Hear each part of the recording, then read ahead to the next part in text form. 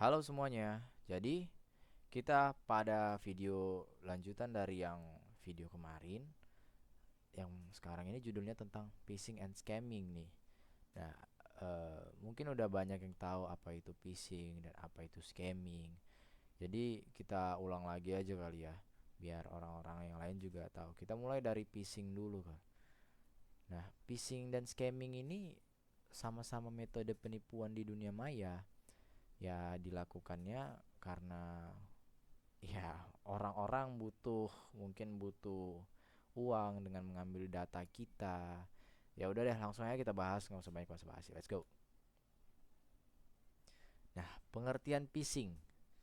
Phishing ini termasuk salah satu bentuk kejahatan cyber di mana pelaku mencoba memperoleh informasi sensitif dari korban dengan berpura-pura menjadi entitas yang terpercaya dalam komunikasi elektronik. Pelaku phishing ini menggunakan teknik sosial dan teknologi untuk nipu korban agar memberikan informasi pribadi mereka.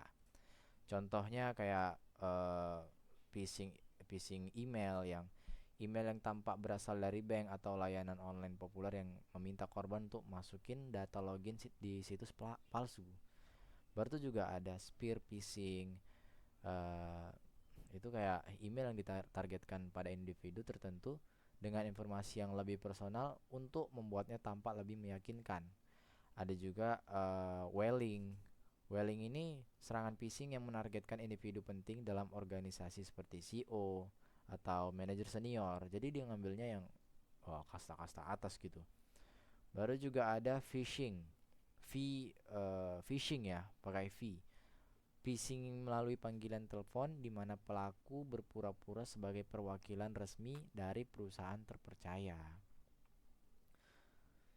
Nah, itu tadi tuh contoh-contoh phishing. Jadi, kalian juga harus pahami phishing ini tuh pokoknya phishing ini tuh kejahatan yang ada di dunia maya yang tujuannya itu ngambil data kalian. Jadi hati-hati misalnya jumpa link-link yang palsu, link-link yang nggak jelas, mending jangan deh. Dan cara kerja phishing ini juga pertama juga ada persiapannya. Persiapan dari pelaku ini dia pertama ada yang membuat email atau situs web atau pesan yang tampak terpercaya seperti misalnya uang gratis, voucher game, ya berbau-berbau yang memikat orang-orang untuk mengambilnya.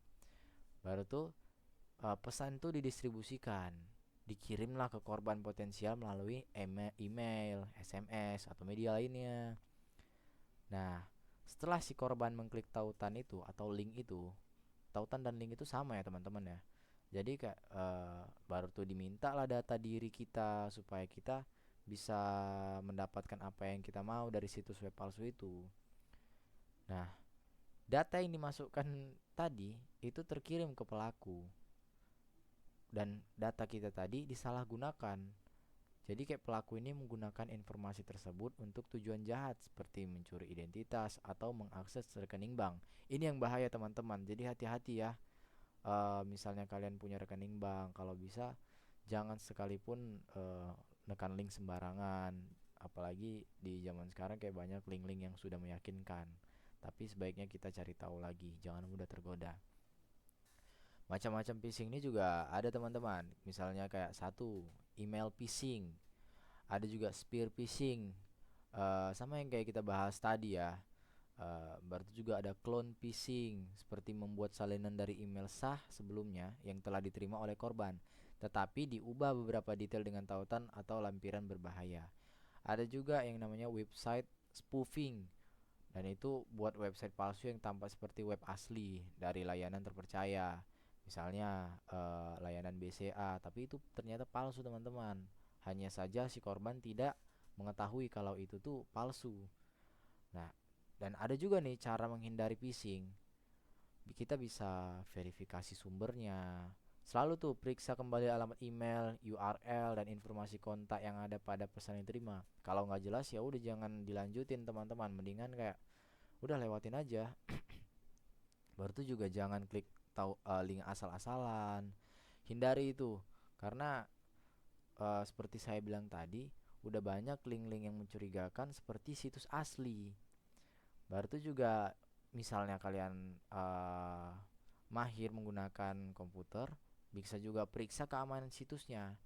Jadi kita bisa memastikan situs web yang kita kunjungi itu menggunakan HTTPS dan periksa itu sertifikasi keamanannya. Baru itu juga aktifkan 2FA. 2FA itu autentikasi dua faktor. Jadi untuk sebagai lapisan keamanan tambahan pada akun-akun penting kita. Dan kita juga bisa ngehindarinya ini dengan edukasi dan kesadaran. Bisa juga dilihat-lihat di YouTube, mungkin di media manapun yang berbau-bau, kita tuh bisa teredukasi dari video tersebut dan kayak memperbarui pengetahuan tentang teknik-teknik phishing itu bagaimana, supaya kita bisa lebih waspada nih terhadap pesan yang mencurigakan. Nah, yang keenam, ada juga bisa gunakan software yang aman. Jadi kayak kita tuh gunain antivirus dan anti spyware. Anti spyware itu kayak supaya kita tuh nggak dimata-matai, misalnya laptop kita atau komputer kita maupun handphone kita juga bisa, teman-teman. Nah, laporkan phishing ini. Misalnya kalian jumpa phishing yang menurut kalian mencurigakan nih linknya, kita bisa laporkan email itu kepada penyedia layanan email atau otoritas terkait. Oke, kita lanjut ya teman-teman.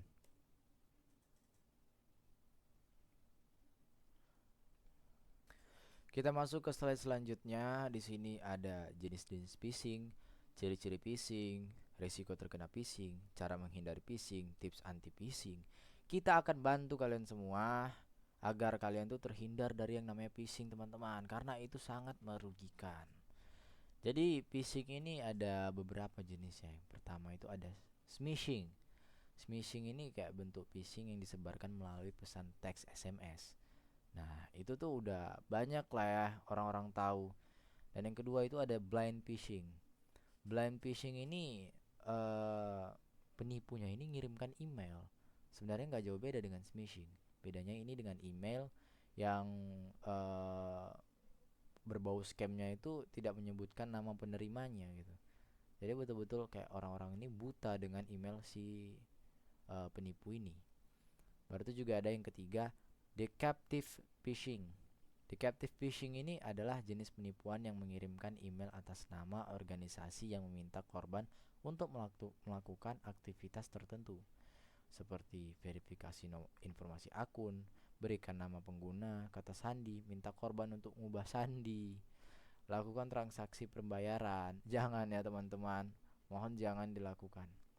Ada juga yang namanya web phishing. Web phishing ini jenis penipuan yang cara menyalin web asli untuk menipu dan menarik pengguna.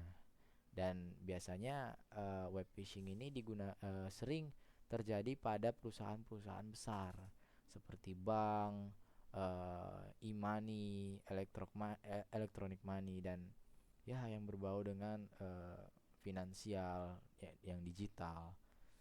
Itu mereka membuat web palsunya sama seperti aslinya, tapi itu tetaplah palsu. Dan ciri-ciri link phishing itu bisa dikenali ya teman-teman. Jadi kayak kita nih link phishing ini ada yang dibuat menyerupai website resmi. Nah, jadi metode ini umumnya itu mengatasnamakan sebuah perusahaan legal seperti yang saya bilang tadi. Dan tapi kita itu juga bisa mengenali website yang aslinya karena itu pasti berbeda, tidak akan sama. Nah, yang kedua, URL tidak memiliki sertifikat SSL. Sertifikat SSL ini sertifikat digital yang memungkinkan sistem untuk melakukan verifikasi identitas sebuah website dan membuat koneksi antar sistem menjadi terenkripsi dengan baik sehingga lebih aman. Sederhananya kayak gini deh.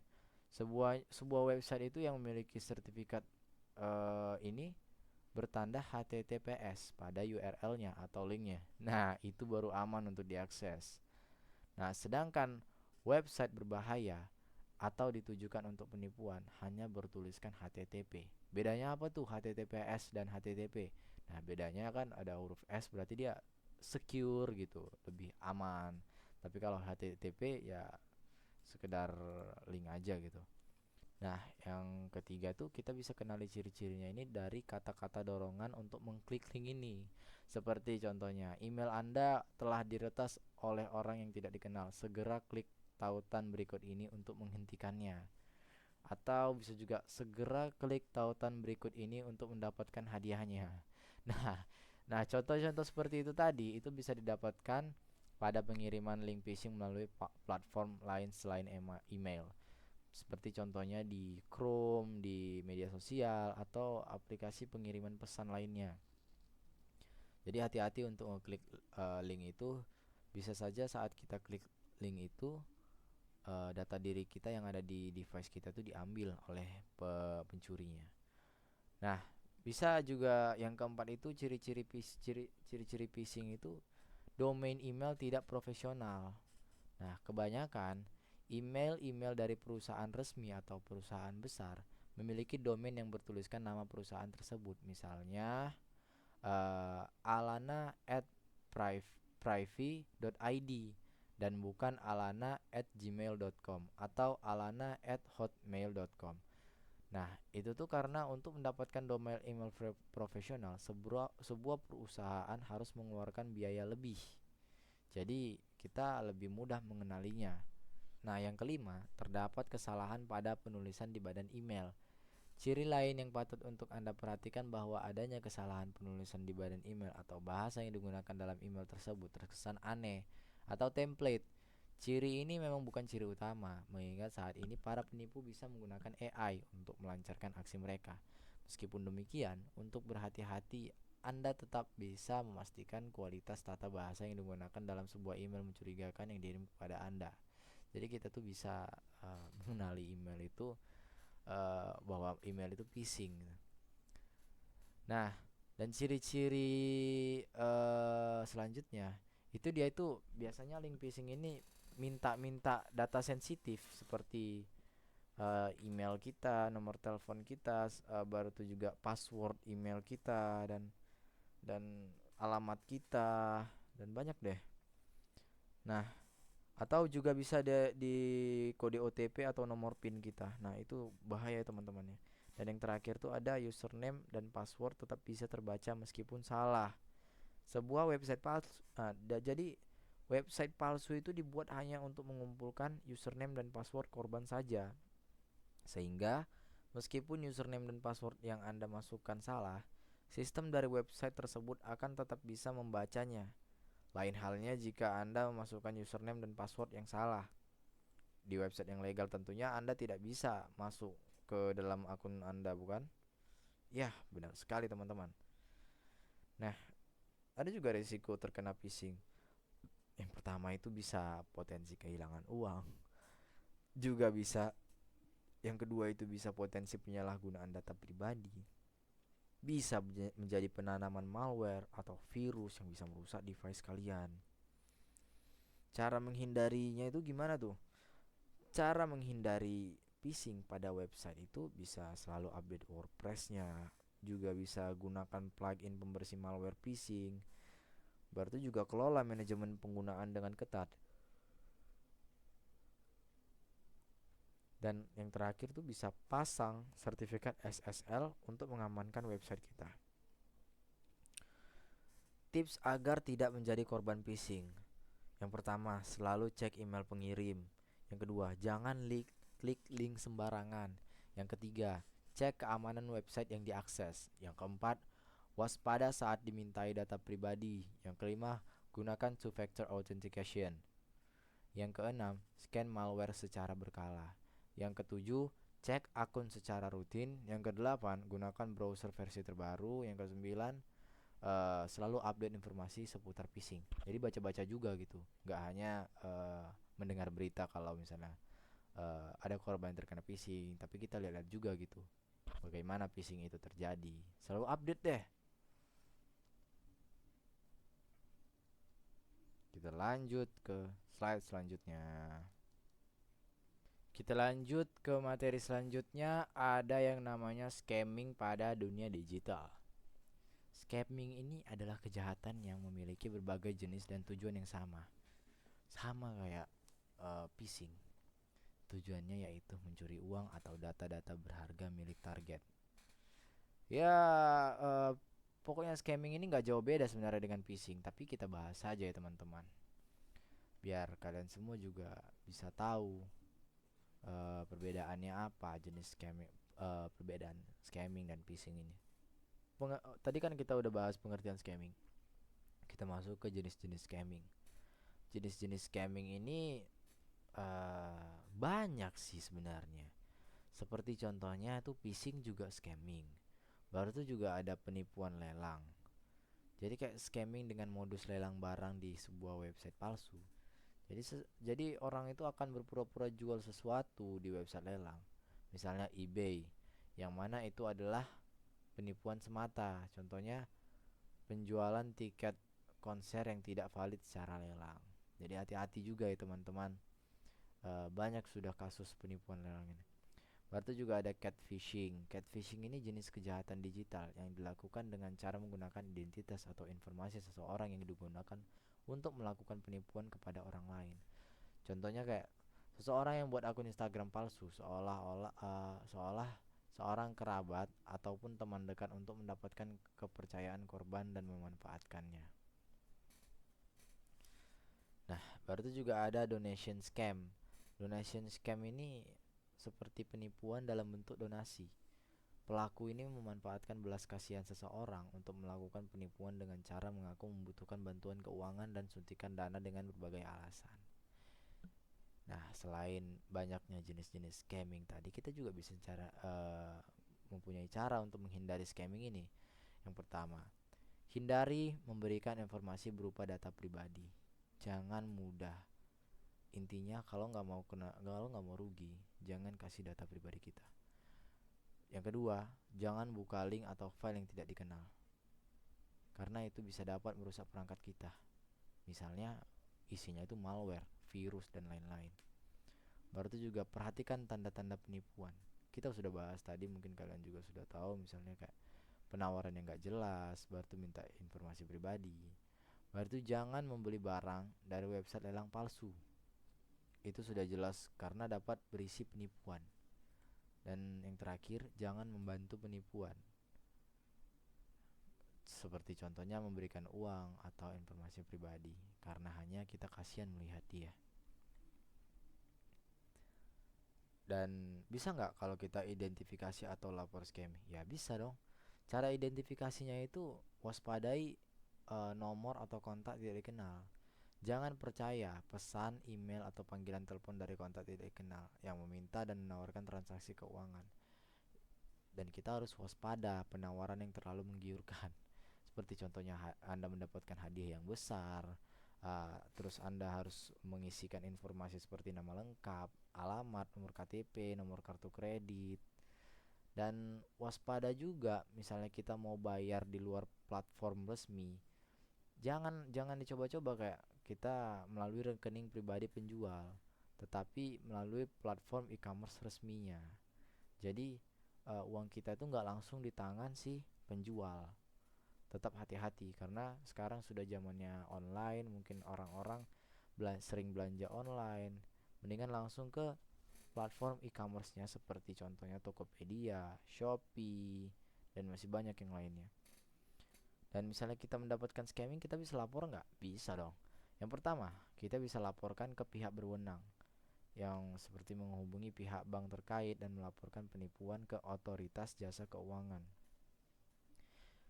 Yang kedua juga bisa laporkan melalui lapor.go.id. Baru itu juga bisa blokir dan laporkan SMS spam untuk menghentikan penipuan tersebut. Yang keempat, pengecekan dan pelaporan rekening penipu untuk menghentikan penipuannya. Dan dampak scamming ini juga ada pada ekonomi. Dampak scamming apalagi di Indonesia. Scamming ini adalah kerugian besar bagi konsumen, terutama dalam transaksi jual beli online. Itu dapat mencapai triliunan rupiah. Dampak scamming pada ekonomi nasional dapat menyebabkan penurunan kepercayaan masyarakat terhadap sistem keuangan dan transaksi online, sehingga mengganggu stabilitas ekonomi.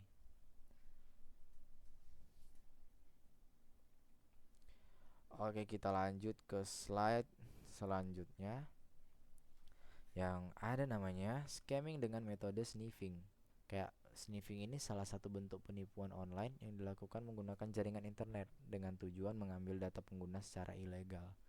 Tindak kejahatan ini dapat terjadi ketika kita sedang terhubung dengan jaringan yang bersifat publik, kemudian melakukan proses transfer data baik dari klien server ke pengguna maupun sebaliknya. Jadi hati-hati kalau kita menggunakan jaringan WiFi publik atau WiFi yang ada yang kita jumpai misalnya di jalan, terus ada akses WiFi. Hati-hati terhadap jaringan tersebut karena bisa saja ini metode sniffing yang akan mengambil data diri kalian. Jenis-jenis sniffing ini juga ada dua. Yang pertama passive sniffing, yaitu kayak tindakan kejahatan dengan cara menyadap tanpa merubah paket data dalam jaringan yang dikirimkan antar server dan klien. Yang kedua ada active sniffing. Ya, active sniffing ini kebalikan dari passive sniffing. Tindak kejahatan dengan cara merubah isi paket data tersebut. Dan cara kerja sniffing ini yang pertama ada collection. Pada langkah ini sniffing akan merubah tampilan interface mulai mengumpulkan informasi milik korban berupa paket data melalui jaringan publik yang sedang diawasi oleh sniffer. Baru ada langkah conversion. Setelah semua data dikumpulkan, data diubah bentuknya dari binary ke bentuk yang lebih mudah dipahami oleh sniffer. Yang ketiga kita bisa analisis. Apabila data sudah dikonversi, pada tahap ini terdapat langkah analisis data yang sudah dikonversi ke dalam blok-blok protokol yang sesuai dengan transmisi data tersebut. Yang terakhir ada pengambilan data. Setelah semua tahap dilakukan, pelaku atau sniffer akan mengambil semua data-data milik korban. Dan kita juga bisa cara deteksi sniffing ini. Yang pertama itu ada Wireshark. Ini kayak tools yang bisa kita gunakan untuk deteksi sniffing. Baru juga ada Debook. Yang ini adalah sebuah perangkat yang berfungsi untuk menganalisa jaringan yang berbayar. Yang ketiga ada ARP atau Address Resolution Protocol, yang cara kerjanya ketika kita ngirim ARP non-broadcast, maka mesin sniffer akan menyembunyikan dan merespon pada ping broadcast. Yang terakhir ada OnLocalHost, adalah alat pendeteksi yang dapat menemukan mesin yang sedang berjalan pada serangan sniffing. Dan beberapa protokol yang digunakan sniffing adalah contohnya yang pertama ada HTTP, yang kedua ada SMTP, yang ketiga ada NNTP, dan yang keempat POP. Jadi user sering berhati-hati dengan protokol yang sering digunakan peretas untuk membuat sniffing.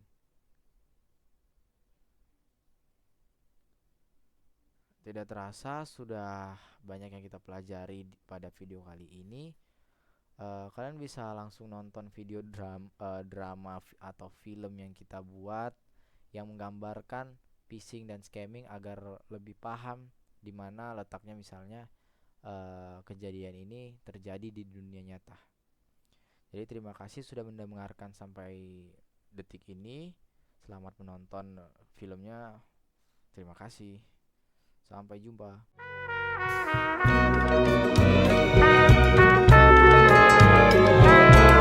Yang ini namanya Naufal. Dia ini orang baik, tapi di video ini dia penjahatnya.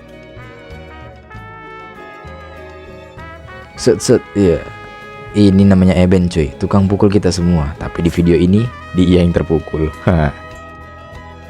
Nah ini editor kita sekaligus kameramen kita. Itu dia.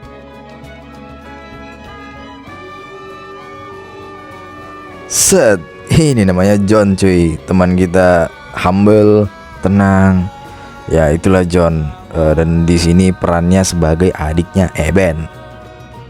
Ini Irfan. Oh bukan, ini Irfan. Dan Irfan ini adalah pihak dari aplikasi pinjaman online. Perkenalannya udah selesai, nggak usah lama-lama, kita langsung masuk aja ke videonya. Let's go.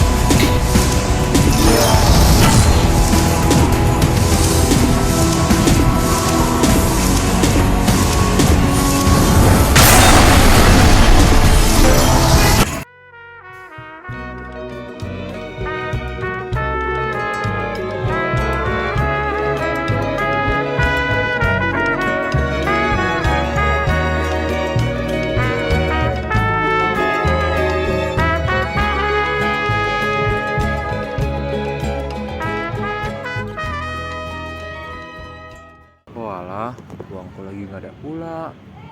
UKT seminggu lagi. Terus kayak mana kalau aku nelpon Bang Eben ya? Semoga dia punya uang sih.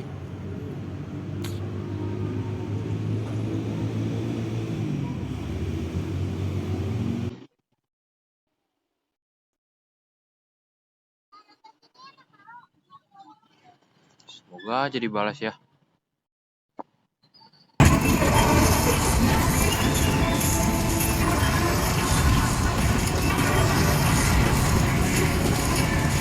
Ya, habis. Mana ya?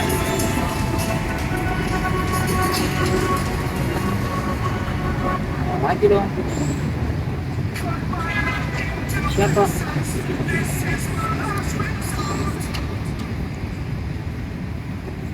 Nah, halo. Halo. Apa? Mana Bang Ben? Ya, lagi di luar. Emang kenapa? Mana ya? Bang UKT seminggu lagi nih.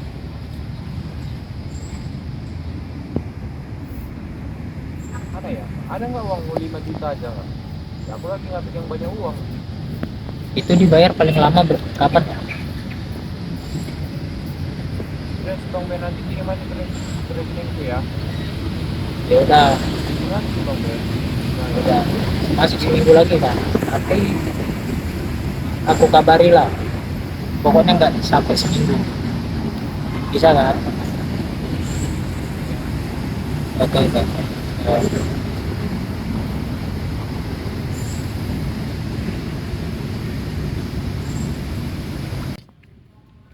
Gimana ya? Dikit habis itu bayar UKT lagi depan Lalu lalang di depan kamu mana ya? CCTV. Aku ke ini bentar lah.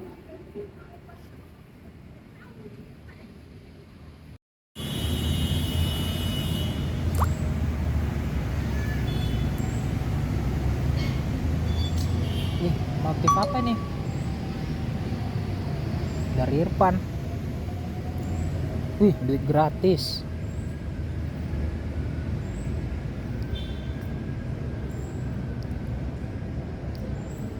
Duit gratis ya. Ngisi data-data doang sih. Cobalah.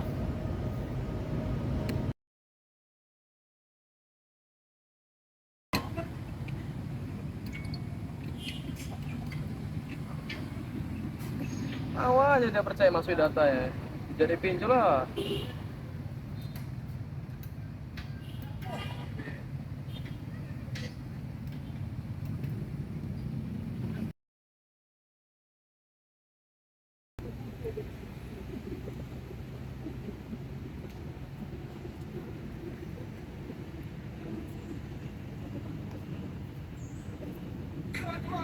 Apa nih? Ya, halo. Halo Pak, ini dengan nama Rudi. Iya, ini dengan Rudi. Ada kenapa ya, Pak? Saya dari pihak pinjaman online di Sigas ingin menagih utang Bapak sebesar 5 juta yang Bapak pinjamkan seminggu yang lalu Pak. Untuk pembayarannya kira-kira kapan ya Pak? Sepertinya saya nggak ada pinjaman, Pak. Kok bisa, Pak? Tapi di sistem kami di sini Bapak tercatat telah meminjam uang sebesar 5 juta Pak. Mana ya, Pak? Bukan saya. Tapi di sini data Bapak yang tercatat Pak. Ini gimana ya pembayarannya Pak? Udahlah, Pak, saya tengok nanti, Pak. Saya telusuri dulu. Sebenarnya bukan saya, Pak, yang ngelakuin, tapi saya usahakan bisa saya bayar, Pak. Oke Pak, kami tunggu kelanjutannya ya Pak. Ya, Pak, baik, Pak.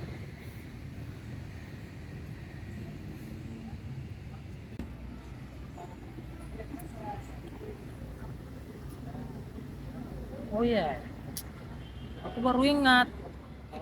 Berapa waktu lalu aku pernah masukin data di uang gratis. Apa gara-gara itu ya? Nah, nyesal aku masukin data di situs yang gak bagus.